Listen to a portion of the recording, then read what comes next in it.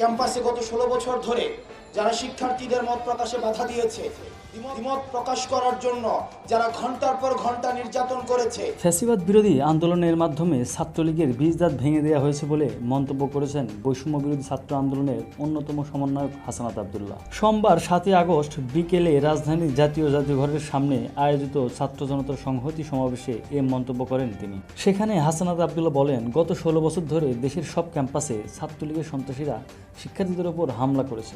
আমরা অনেক শিক্ষক ও প্রক্টর দেখেছি যারা ছাত্রলীগের সন্ত্রাসীদের প্রশ্রয় দিয়েছেন। ছাত্রলীগের হামলায় কেউ মরে গেলে সে হয় আবরার, আর যে বেঁচে যায় সে হয় শিবির। তিনি আরও বলেন, ছাত্রলীগ তোমরা কোথায়? সাদ্দাম, ইনান তোমরা কোথায়?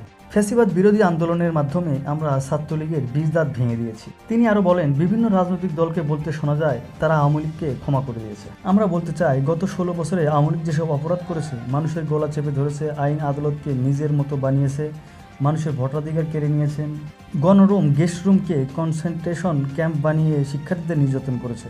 আগামী 100 বছর জেল খাটলেও তাদের শাস্তি পূর্ণ হবে না। আওয়ামী লীগকে উদ্দেশ্য করে হাসানাত আব্দুল্লাহ আরও বলেন, আপনারা যদি কখনো দেশে ফিরতে চান, আপনাদের প্রত্যেকের বিচার নিশ্চিত করে ছাত্র নাগরিক সিদ্ধান্ত নেবে আপনারা দেশে থাকতে পারবেন কিনা। ছাত্র নাগরিক সিদ্ধান্ত নিয়েছে, 24 পরবর্তী বাংলাদেশ যতদিন থাকবে ততদিন এ দেশে ফ্যাসিবাদ